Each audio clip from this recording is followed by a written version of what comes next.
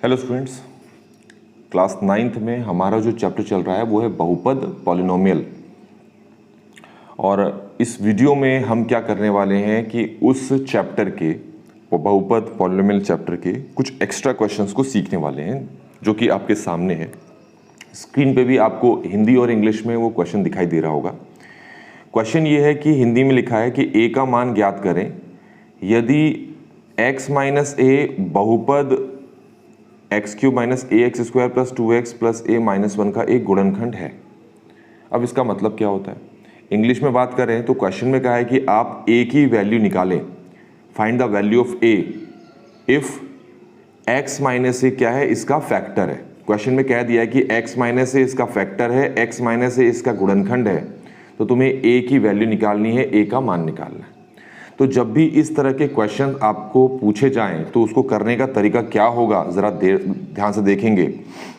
सबसे पहले ये जो बहुपद है इसका नाम रख लो आप px, और ये लिख देता हूँ मैं x cube minus a x square plus 2x plus a minus 1। पहले तो काम ही होता है कि आपको बहुपद का नाम रखना पड़ता है।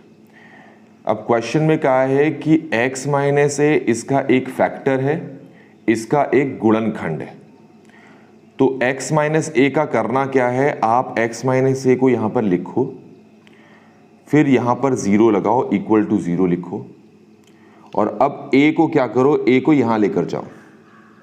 ये करना ही करना है। जब भी किसी क्वेश्चन में तुमसे कहा जाए कि x माइनस ए किसी बहुपद का गुणनखंड है, सिद्ध करने के लिए ना कहा जाए, उन्होंने कहा हो कि हाँ भाई गुणनखंड है, हाँ भाई फैक्टर है, तो करने का तरीका ये होता है स्टेप बाय स्टेप। तो पहले जो माइनस ए है इसको यहाँ पर लेके जाएंगे, तो माइनस ए यहाँ जाने के बाद क्या हो जाएगा, प्लस ए। ये समझ में आ गया होगा आपको यहाँ तक। तो हमें x की वैल्यू मिल गई है जो कि कितना है, a।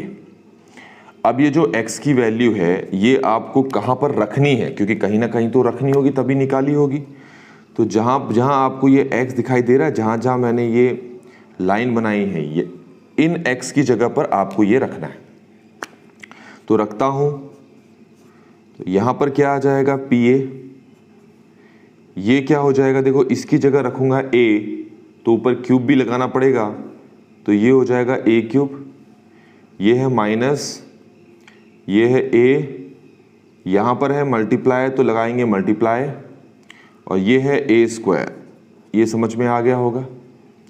प्लस ये है 2, बीच में है मल्टीप्लाई। अभी जो x है इसको नहीं लिखना है आपने, इसकी जगह क्या लिखना है, a। फिर ये क्या है, प्लस, फिर ये क्या है, a, फिर ये क्या है, माइनस, फिर लास्ट में है 1। ठीक हो गया। लेकिन क्वेश्चन में कहा है कि ये क्या है, इसका फैक्टर है, ये इसका गुणनखंड है।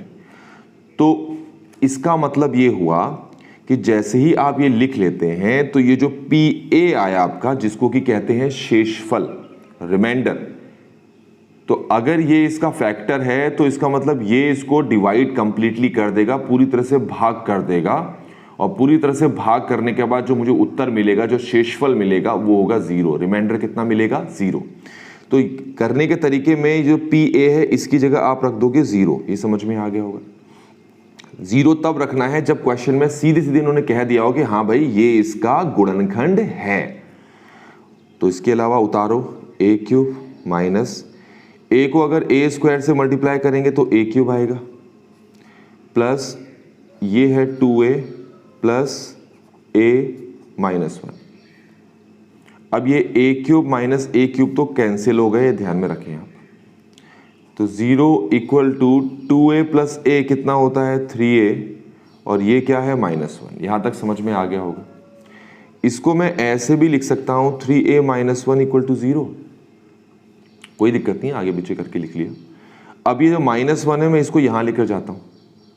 माइनस 1 जब यहाँ लेके जाऊँगा तो मुझे 3a किसके बराबर मिल जाएगा, माइनस 1 वहाँ आ गया तो 1 के बराबर, और a इक्वल आ जाएगा आपके पास, 3 कहाँ चला जाएगा, 1 के नीचे।